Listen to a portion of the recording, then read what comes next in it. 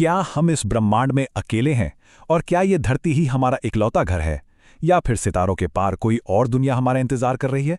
तो चलिए आज इसी रोमांचक खोज पर निकलते हैं। जरा एक पल के लिए सोचिए, क्या हो अगर हमें किसी दूसरे ग्रह पर बसने का मौका मिल जाए। वैसे कोई कोरी कल्पना या साइंस फिक्शन फिल्म की कहानी नहीं है, ये एक असली खोज है जो आज भी जारी है।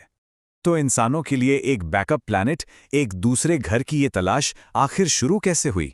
आइए इस कहानी की एकदम शुरुआत में चलते हैं। ये बात है साल 2020 की। डर्क मैचोक नाम के एक साइंटिस्ट ने सोचना शुरू किया कि अगर कभी अपनी पृथ्वी पर कोई बहुत बड़ी मुसीबत आ गई तो इंसानियत का क्या होगा। बस इसी एक सवाल ने उन्हें एक मिशन पे भेज दिया, एक बैकअप प्लैनेट खोजने के मिशन पर। और जानते हैं क्या, उन्हें 2 शुरुआती उम्मीदवार मिल भी गए।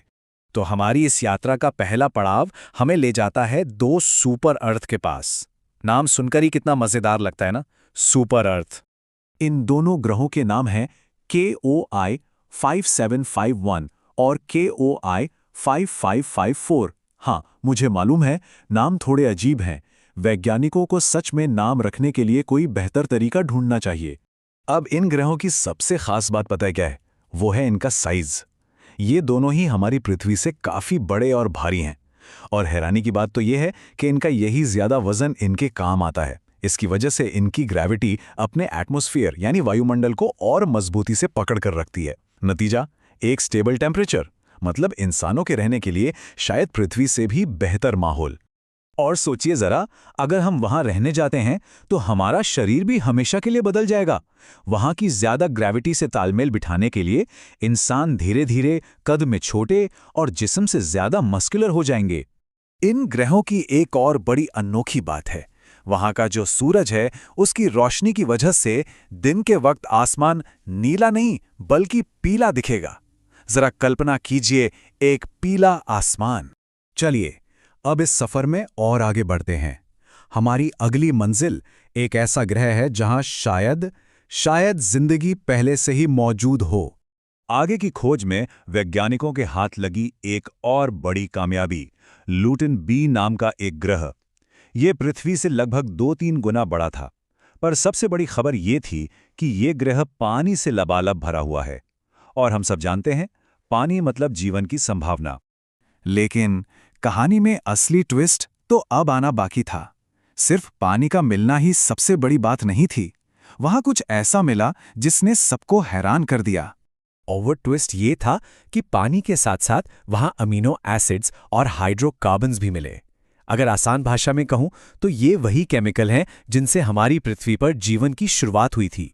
ये जिंदगी की रेसिपी के सबसे जरूरी हिस्से हैं। तो इसका क्या मतलब हुआ? मतलब ये कि हो सकता है वहां हम अकेले ना हो सकता है वहां पहले से ही हमारी तरह के जीव, या जिन्हें हम एलियंस कहते हैं, वो रहते हों, न जाने कब से। लेकिन अब जरा हकीकत पर वापस आते हैं। एक बहुत बड़ी मुश्किल है, ये सभी ग्रह हमसे इतने लाइट ईयर्स दूर हैं, मतलब प्रकाश की रफ्तार से भी वहां पहुंचने में सालों सदियां लग जाएंगी। आज की टेक्नोलॉजी से तो वहां तक पहुंचने में हमारी कई पीढ़ियां गुजर जाएंगी। तो क्या इसका मतलब सारी उम्मीदें खत्म हो गईं? शायद नहीं। हमारी कहानी का आखिरी पड़ाव हमें कहीं दूर नहीं बल्कि हमारे अपने सोलर सिस्टम के एक छुपे हुए राज की तरफ ले जाता है। सवाल ये है कि जब जवाब हमारे इतने करीब हो सकता है तो इतनी दूर देखना ही क्यों है? और यहीं पे एंट्री होती है हमारे अपने सोलर सिस्टम के एक छुपे रुस्तम की, कैलिस्टो। ये बृहस्पति यानी जुपिटर का एक चांद है, एक ऐसा उम्मीदवार जिसके बारे में किसी ने ज्यादा सोचा नहीं था, पर जो शायद हमारा अगला घर बनने की सबसे मजबूत दावेदारी रखता है। तो कैलिस्टो में ऐसा क्या खास है? पहली बात तो ये कि इसकी पूरी सतह बर्फ से ढकी है जिसे पानी में बदला जा सकता है। और दूसरी सबसे जरूरी बात, बृहस्पति के दूसरे चांद के मुकाबले यहां जानलेवा रेडिएशन बहुत कम है। कम रेडिएशन का मतलब है कि अगर बर्फ को पानी में बदल दिया गया तो वो पानी टिका रहेगा, और यही बात इसे एक बेहतरीन कैंडिडेट बनाती है।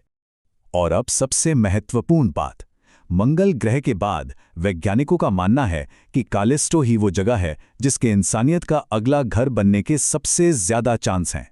तो आखिर में सवाल यही बचता है, इंसानियत का अगला बसेरा किसी दूर दराज के सुपर अर्थ पर होगा या फिर हमारे अपने ही ब्रह्मांडीय आंगन में छिपा कोई चांद? इसका जवाब तो खैर भविष्य ही देगा, लेकिन ये खोज अपने आप में कितनी रोमांचक है।